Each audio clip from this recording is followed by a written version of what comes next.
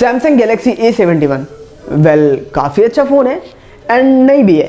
नई भी इसलिए मैंने बोला क्योंकि इसकी जो प्राइसिंग है वो बहुत ही ज़्यादा गंदी देखने को मिल रही है। एंड अगर हम अच्छे की बात कर रहे हैं तो यहाँ पे जो स्पेक्स है वो काफ़ी अच्छी देखने को मिल रही है। अगर हम सैमसंग की बात ही कर रहे हैं A71 की तो थोड़ा डिटेल में बात कर लेते हैं एंड इट इज गुड और नॉट, सारी चीजें हम लोग डिटेल में थोड़ा सा बात कर लेते हैं। So yeah this is Lalit Shrivastava and welcome to my channel. दोस्तों आज हम लोग बात करने वाले हैं सैमसंग गैलेक्सी A71 के बारे में एंड उसके बारे में कि आपको लेना चाहिए या फिर नहीं लेना चाहिए एंड ऑल एवरीथिंग। तो यहाँ पे सबसे पहले हम लोग बात कर लेते हैं स्पेक्स के बारे में। स्पेक्स की दोस्तों अगर हम बात करते हैं यहाँ पे इन्फिनिटी ओ वाली डिस्प्ले देखने को मिल जाती है जो कि एक 6.7 इंच की है एंड ये सुपर एमोलेड डिस्प्ले आपको देखने को मिल जा रही है। एंड जैसे कि ए सीरीज में आपको काफी बड़ी डिस्प्ले देखने को मिलती हुई आ रही है, वैसे ही इस फोन में भी आपको एक काफी बड़ी सी डिस्प्ले देखने को मिल जा रही है। पहले अगर हम बात करते हैं यहाँ पे डिजाइन की, तो डिजाइन भी काफी इंटरेस्टिंग आपको देखने को मिल जाती है क्योंकि यहाँ पे जो डिजाइन है वो उसमें आपको थोड़ा सा रेनबो इफेक्ट देखने को मिल जाता है जो कि व्हाइट कलर वाले फोन में आपको देखने को मिल जाता है। अगर हम बात करते हैं यहाँ पे डिजाइन की बिल्ड की, तो यहाँ पे डिजाइन की जो बिल्ड है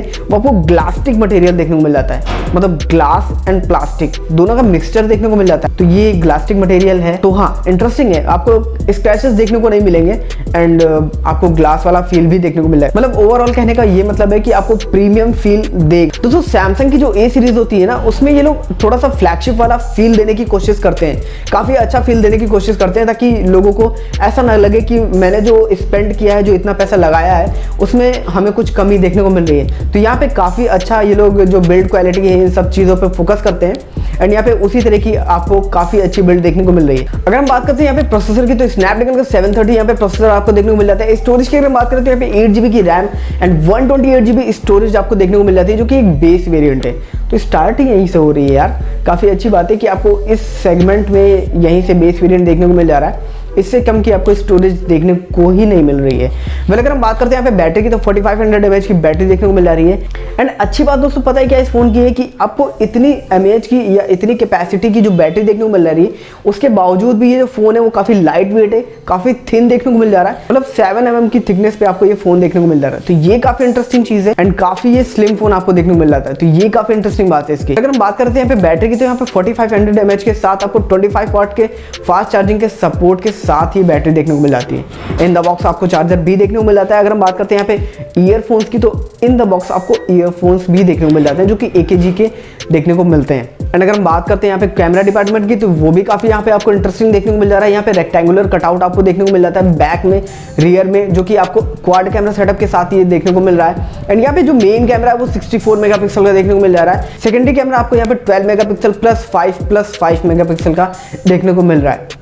प्लस 5 आप ये मत समझना कि मैंने गलत बोल दिया, यहाँ पे दो कैमरा 5 मेगापिक्सल के देखने को मिल रहे हैं, मतलब एक तो डेप्थ सेंसिंग के लिए एंड जो दूसरा है वो मैक्रो लेंस है। तो ये कुछ सेटअप इनका देखने को मिल जा रहा है। अगर हम इस फोन के कैमरे की बात करते हैं तो अच्छा खासा ऑप्टिमाइज करते हैं ये लोग। एंड अगर हम इनके दोस्तों ऑपरेटिंग सिस्टम की बात करें तो इस बार की जो One UI निकल करके आई है वो काफी इंटरेस्टिंग एंड काफी स्मूथ है एंड रिस्पॉन्सिव है। तो यहाँ पे ये काफी इंटरेस्टिंग चीजें हैं जो कि इस फोन के साथ आती हैं एंड ये लोग पूरी तरीके से एक फ्लैगशिप लेवल वाली जो फील है वो आपको ए सीरीज में प्रोवाइड करने की बहुत ही ज्यादा कोशिश करते हैं। वैसे मैंने दोस्तों स्टार्टिंग में एक चीज बोली थी कि इसकी जो एक चीज है वो काफी खराब है, वो यहाँ पे इसकी प्राइसिंग है।